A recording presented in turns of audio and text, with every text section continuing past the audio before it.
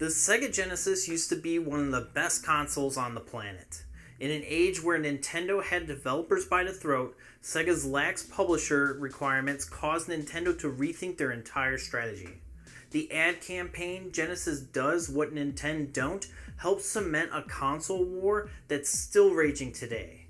Nintendo also has Sega to thank for their family-friendly image, something that Nintendo seems to debate on whether they want to keep.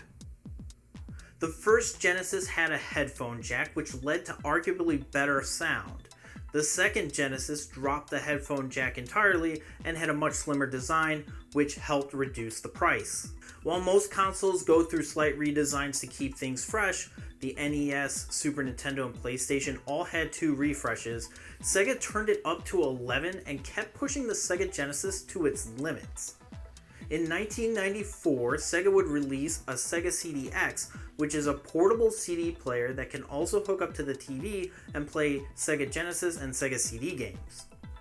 In 1994, we also got the Sega 32X, an add-on for the Sega Genesis that would allow players to play 32-bit games on the 16-bit console. The only kicker is that you needed a Genesis to play it and a Sega CD in order to play 32X CD games. The $159 price tag and lackluster must-have games didn't do it any favors either. Also, the true 32-bit system, the Sega Saturn, would come next year, and 32X games wouldn't be compatible with the Saturn. And I'm sure you know the story of the Sega Saturn launch, so I won't bore you too much, but the fact that Sega couldn't properly let go of the Sega Genesis would impact the effect that the Sega Saturn had on the market, especially against Sony's PlayStation and later Nintendo 64. In 1995, Sega would release a handheld Genesis called the Sega Nomad. You could even hook it up to the TV and play it like a normal Genesis. In between all of these official releases, Sega would lease out the Genesis tech to be used in third-party consoles like the JVC XI and the Genesis module for the Panasonic Laser Active. It could also play Sega CD games. Then in 1998, the last Genesis created during its life cycle hit the shelves, the Genesis 3. The Genesis 3 wasn't actually made by Sega, it was made by Majesco, and they would also make the second generation Game Gear. The Sega Genesis 3 would be the weakest of all 3 models, not being compatible with the Sega CD, Sega 32X, or the Master System base station, but at this time it wasn't like a whole bunch of people were going to buy it.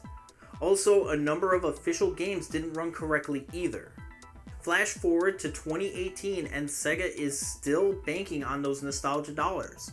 They just announced a Sega Genesis Mini, which is similar to the NES and SNES classics released by Nintendo. The only drawback is that the Mini will be made by AtGames, a company notorious for missing the mark on Genesis products in the past, and the biggest issue of all is that Sega slaps their trademark on all of these consoles.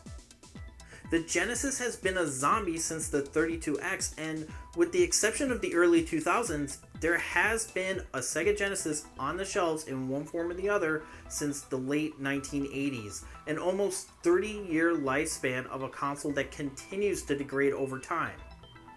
So what should Sega do next? Well, hardware-wise, assuming that the Mini Genesis is a flop, Sega should just let the Genesis die.